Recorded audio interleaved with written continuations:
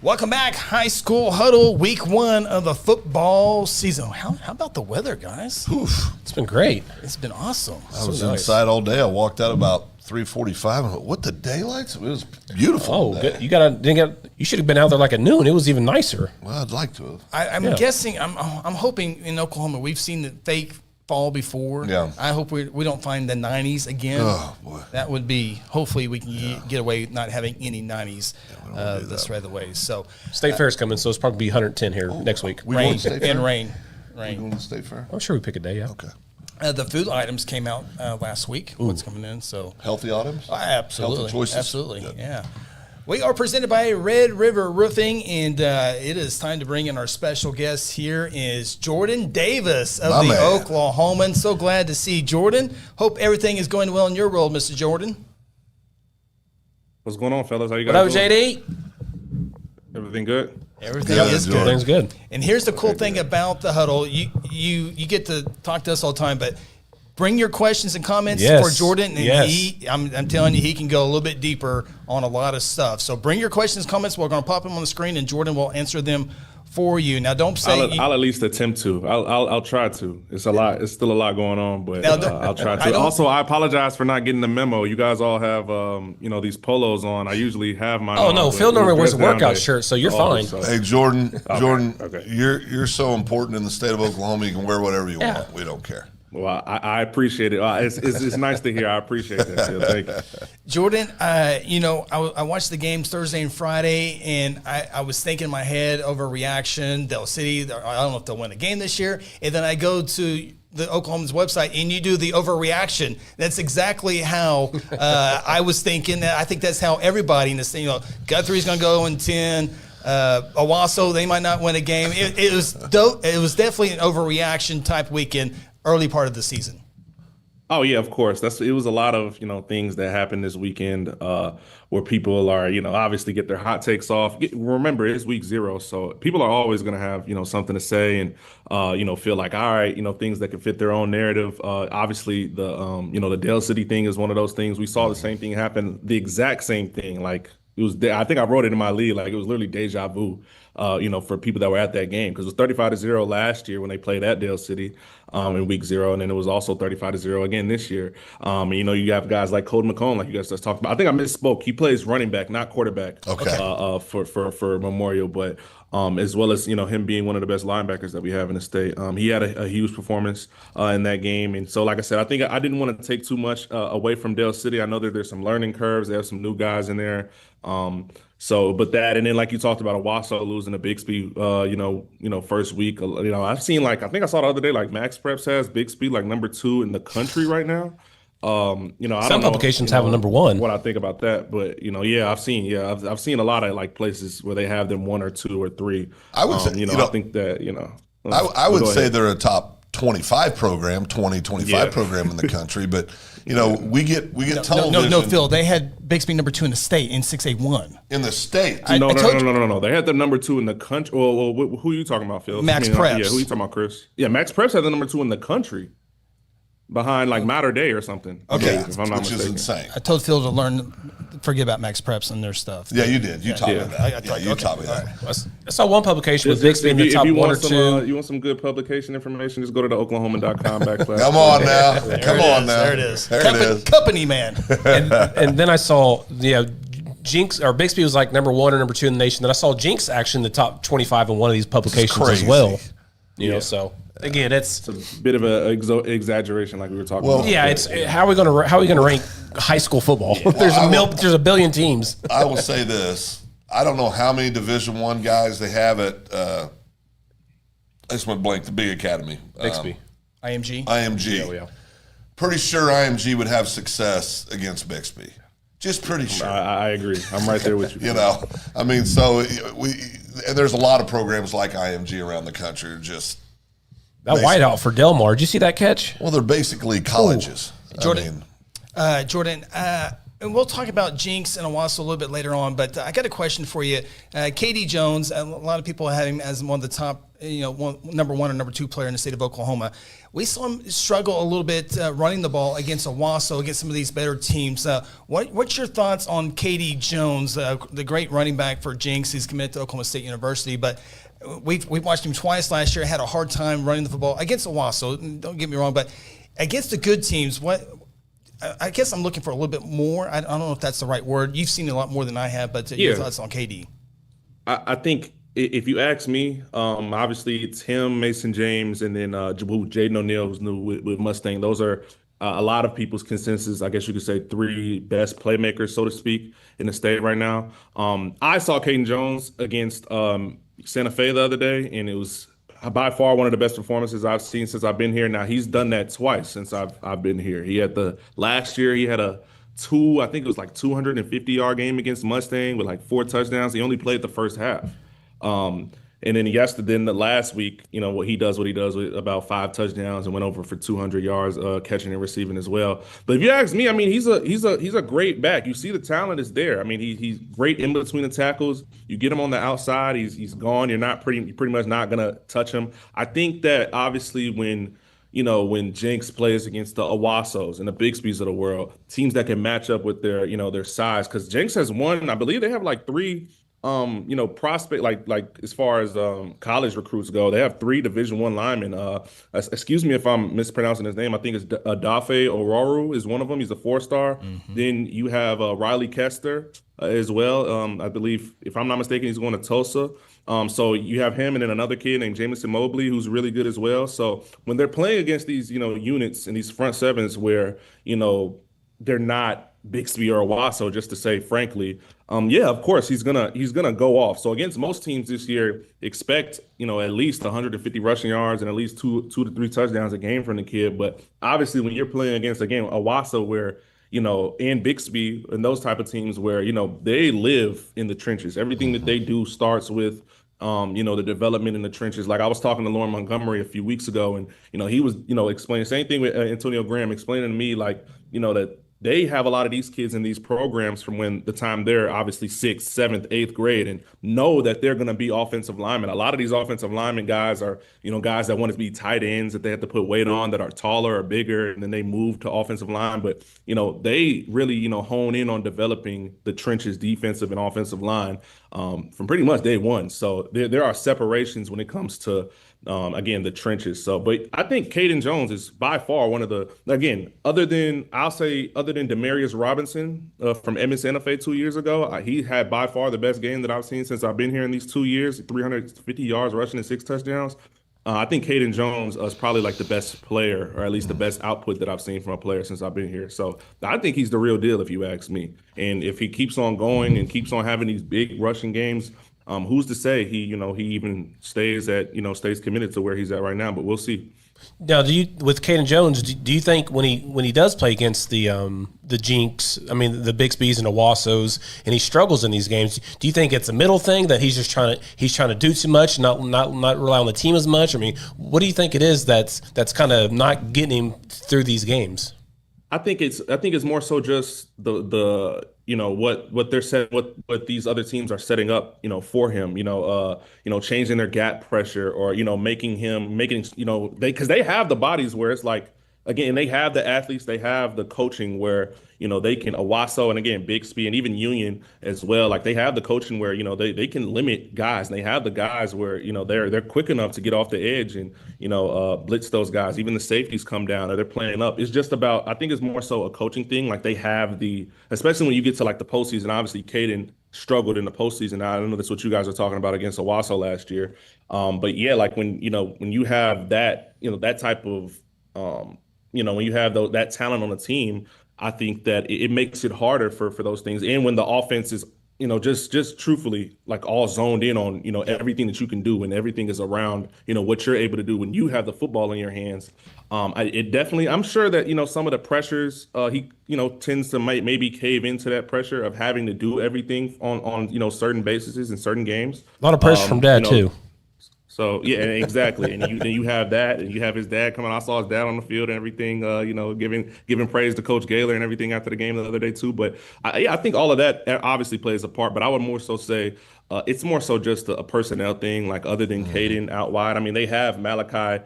And McCaleb Dillard, who those brothers are really good out there. But, other than those guys, I mean, there's still a lot to be seen with Jenks. So, who's to say, when they play each other this year, again, they have a much improved O-line this year, and some of those guys are developing more and more. Who's to say, what happens when they play Owasso this week? So we'll see what happens. We'll see what happens for sure. Another big talking point this year is those Mustang Broncos. Transfer U, I don't know what you want to call them over there, but you've seen Mustang. Tell us what we need to know about Mustang. And Jaden O'Neal. Jaden O'Neal is impressive. Like he's the real deal. Like, you hear about all these, I'm not going to say any names, but you hear about, a lot of guys who might have transferred here, or might have transferred there, or might have came from here, might have came from there, guys that finally might have got opportunity at quarterback, guys that finally got opportunity at receiver or D-line, guys that, are expected to do big things. And then when Jaden, you see those guys in practice and you're like, they're solid. And then you go and see Jaden O'Neal play. And they weren't even, when I went, it wasn't nothing much, but that was the first day of pads. So they had inter-squad scrimmages and whatnot. I think Nichols went and saw him when they played against like Westmore and a few of those other teams. And he said he was really impressive. But when I saw him, it was no doubt that probably, again, the best. And I only saw him in practice. I have yet to see him in a game, but best quarterback probably I've seen since I've been here. Just the zip on the ball is different. The way he rolls out and, is able to make throws on the run, is able to make throws across his body. It's nothing like I've seen, like I said, since I've been here from a quarterback. And for him to live up to that and what I think he's going to live up to that at Mustang this year, I think they're going to be really good. And then you think about, again, you talk about being transfer U, all the transfers that they have. Wide receiver Ryder Murphy, who led Norman in receiving last year. You add Gabe Osborne from Putnam City, who can play both ways, but is a 4-star safety right now, being recruited by multiple SEC schools. You look at Judson Gillian, running back, who also plays linebacker from Bethany. Everson Malaka, who also came from Bethany. Like, they have the guys there, and they have. To me, I think it's all just obviously these players meshing and putting all this talent together and seeing what Coach Blankenship and the guys over there can do. Especially, I don't think the offense. I think I just got to see how the defense. And obviously, again, them playing in 6A1, where you're going to have to run into Jenks, you're going to have to run into Bixby, Owasso, Union, Broken Arrow, like. How will they stand in the trenches against these other teams that I just talked about that, this is what they live, eat, and breathe? Yeah, you can have everything in the world at these skill positions, but when it comes down to the nitty and gritty, how is Mustang going to respond to some of that? And that is the number one question. Everything else, no questions. I think that they'll have one of the most electrifying offenses in the state, one of the best defenses in the state, if you ask me. But that's what all of it comes down to, again, is their offensive and defensive line. And Coach Blankenship knows that. I've talked to him about it, and he seems to be really confident about what they can do on both of those ends. Yeah, that's why I'll be curious about the offensive and defense line. We hear all the great athletes, but we'll see in the trenches that we talked about earlier, Phil. Yeah, I mean, the big boys are going to decide everything. I don't care what caliber of football. I don't care what age group. If you're going to win ball games, you better have the big uglies up front. That's what makes everybody go. One thing I would really wish we would do with all these portal. I know, Chris, we talked about it in the preseason. JD, I'd like your opinion on this, and maybe even with all your free time, give you a homework assignment. Are you down for that? Go ahead. Hey, okay. I'm here. So for those of us that love high school football, there was over 200 transfers in the state of Oklahoma, open transfers this year. I think it should be required by the team where they transferred to that in their rosters or somewhere they release where they played the year before. And I'm not saying that to be mean. I'm saying that because I genuinely like to know, because to try to keep up with all this stuff is absolutely insanity. I mean, one day you're saying, one of the Booker T Big D tackles went to IMG. Then you find out, no, he didn't go to IMG. He's still there. They're both still there. I mean, it's insanity where, we talked earlier about Wagner when Coach took the job at Muskogee and he took 4 or 5 of his players with him. I say he took them. They went with him to go play at Muskogee. How are people supposed to know what the heck is going on? I mean, I think it's just crazy.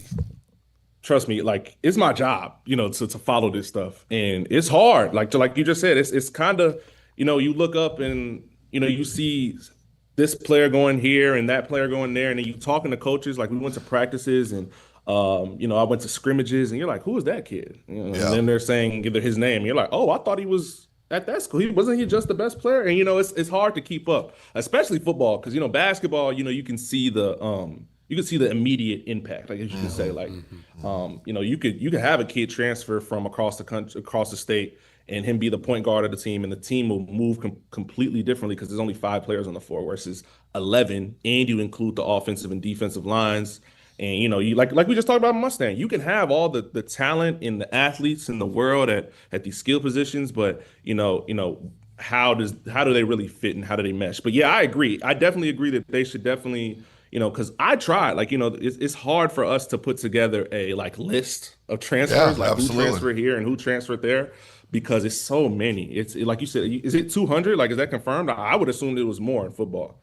Yeah, I was told over 200, but I heard that over the summer, early, maybe that has changed, but I definitely heard 200. Speaking with Jordan Davis of the Oklahoman, dip down to Class 5A football. I think it's going to be a fun year for Class 5A. Obviously, Carl Albert is going for a 4-peat. They've won 36 straight district games, and certainly think that streak will continue. But you got a lot of interesting teams this year. I think when you look at the east side, they're getting better, of course, led by Booker T. Washington, but Claremore's better, Pryor's better. Newcastle made the semis a year ago. McGinnis is playing much better. They're getting better. Guthrie was in the state championship last year. I think 5A will have a fun season this year. Of course, and Dell City, they've played in the semis, they played in the finals. They've just run into Carl Alberts over the years. Robert Jones hasn't even lost 10 games yet, double-digit losses in his 5 years over there. I think 5A is a fun class to watch for. It only, can they get closer to Carl Albert? Dale City specifically, or just everybody else in general? Yeah. I definitely think this is, again, since I've been here, probably, and I've only been here, this is only my 3rd year, but I'll say from what it sounds like, obviously, in these last 3 years that Carl Albert has won, I think that this year would be, the closest, I guess you could say, to it being a toss-up in 5A. Obviously, Carl Albert, it's a new era. Like, I was just at the practice last week, and obviously there's some really good guys that that they're expecting a lot of big things out of. Denver Young is their quarterback, who's I believe, I don't want to miss, not Denver Young, sorry, from Putnam City. They have a quarterback from Putnam City. I can't remember his name. I apologize, but Denim Friday from Putnam City went to Carl Albert. Now he's the quarterback there, and he has a lot of promise. I saw a lot of promise and flashes of potential there at Carl Albert. They have Elijah Matthews, obviously LeBron Royal.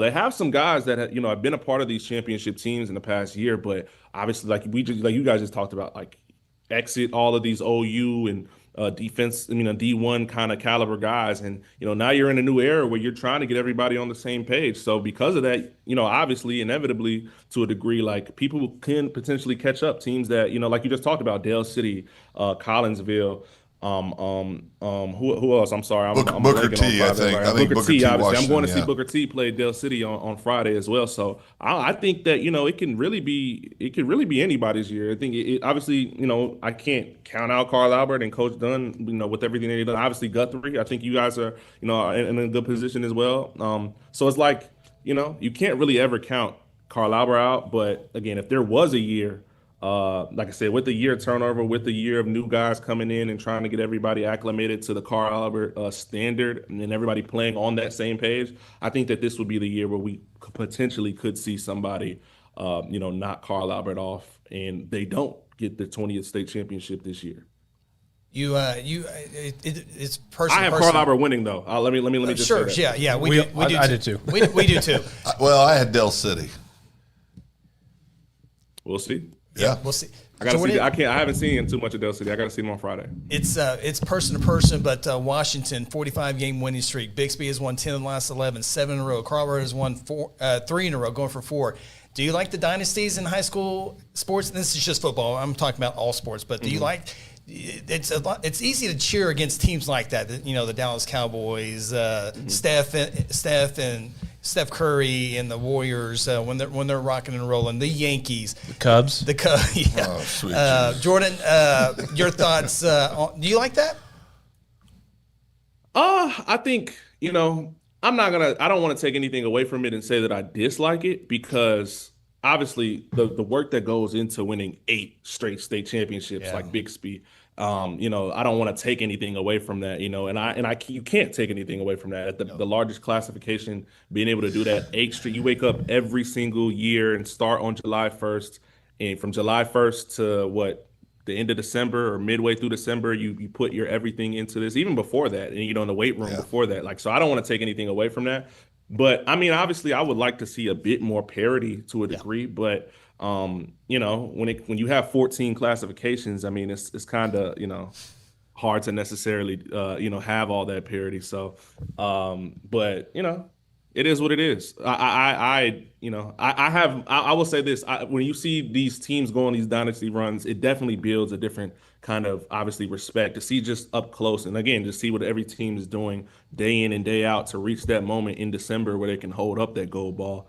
I don't want to take anything away from that. So, but yeah, it's like I said, I would love to see a little bit more parity. And then maybe the transfer rule will potentially help with that, or maybe it won't.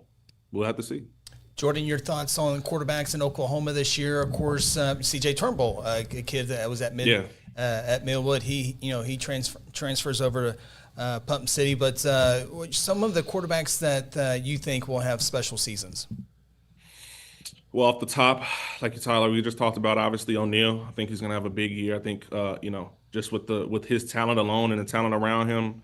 Again, maybe the trenches might not be where they are, but offensively, I think he's fully capable of potentially shocking a lot of people. Maybe a state semifinal run potentially. I didn't even say this before, but I talked to Lee Blankenship told me he thinks that this is the best Mustang team he's coached, or one of, other than the team that went to the semifinals and lost to Jinx a few years ago. He says that this is the best team that he's had.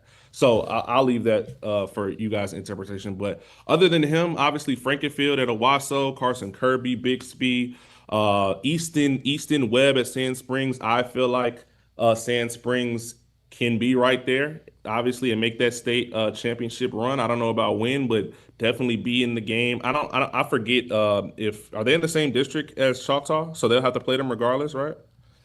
So I always get those four. I think they are. I think that's right. Yeah, I believe that's right. Because last year they played them in the semifinals. And So they lost. split. So they might have to go through them again. Okay, but yeah, I think Easton Webb is right up there. And obviously his receiver, I personally think is at least a top 3 receiver in the state. Dominic Forbes, who's just a junior, he's a stud. He's really like that, as the kids would say. But other than him, I mean, you have Creed Barrett at Washington. I mean, I can go back and name all the top teams. Carter Rickey, like I can name all these kids from all these top schools. And all of them are going to be impressive. I'm waiting to see who really stands out. There's a kid at Norman North that everybody keeps talking about. I haven't seen him play. Nash Henry.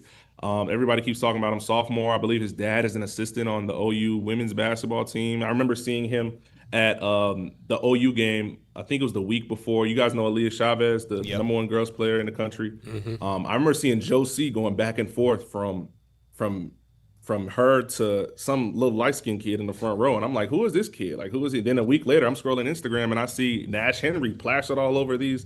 He has ad deals and everything. So I have a lot of promise. I think the kid has a lot of promise from videos I've seen. I have yet to see him play, but that's another kid that everybody is talking about. Mason James has been raving about him all summer as well. So I think there's plenty of quarterbacks that we have to see. But other than the names from, like I said, the big schools and these 6A and in some of these lower schools that have all this success already, I'm really excited to see who's really going to stand. Jazier Posey from Pecola, always putting up numbers. I've seen the film, really good kid. And then the kid from Rejoice Christian, the Compton, I think his name is Compton Nero, I believe. I'm sorry if I'm messing up on his name, but he had a huge game last week, threw for 400 yards and rushed for a touchdown as well, and also played safety and got an interception. So I mean, long story short, it's a lot of really good guys that are kind of flowing under the radar across our state, given where they might play at or what their situations might be. But I think we have a lot of good talent. But I'm looking forward to seeing, and I think the Compton kid, the Compton Nero kid.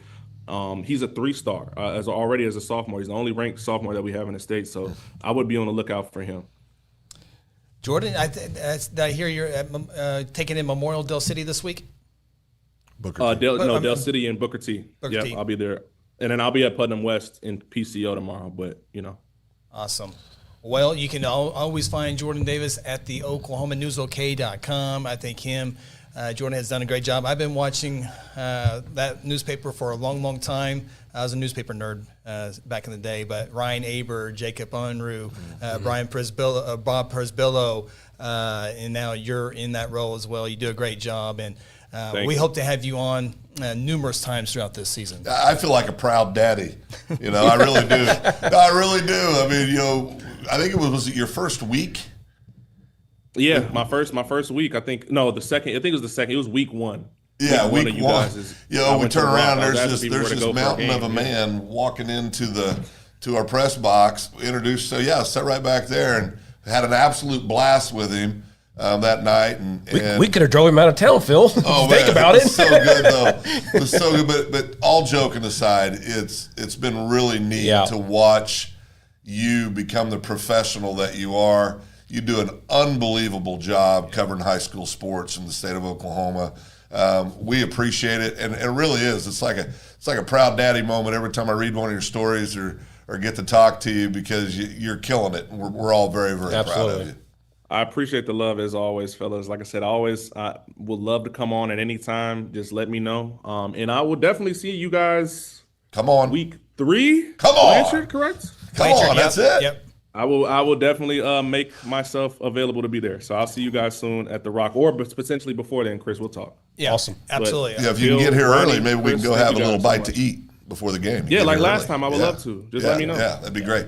Jordan, have fun this week covering the games, and we'll look forward to your articles in the Oklahoman. Appreciate you guys. Thanks, JD. Always love. Thank you. Absolutely. Thanks, Jordan. Jordan Davis of the Oklahoman, and we hope to do some more stuff. We're on the time schedule tonight. We can talk to him for a straight hour and get some great stuff from him, but we're on a time crunch. So big thank you to Jordan again. We're going to have him, not necessarily, I hope to have him live on the show often, but some other recordings so we can go a little bit more in depth. Deeper, yep. What a great kid. Absolutely. The only character flaw he has, White Sox fan. he's a White Sox fan. That's terrible. We'll work on that. So. All right, we're up against our next break here. When we come back, the High School Huddle's Week 1 Top 5 rankings coming up here a little bit later on. We'll have our predictions for the top 10 games of the week presented by the High School Huddles. Bring it on. Fun.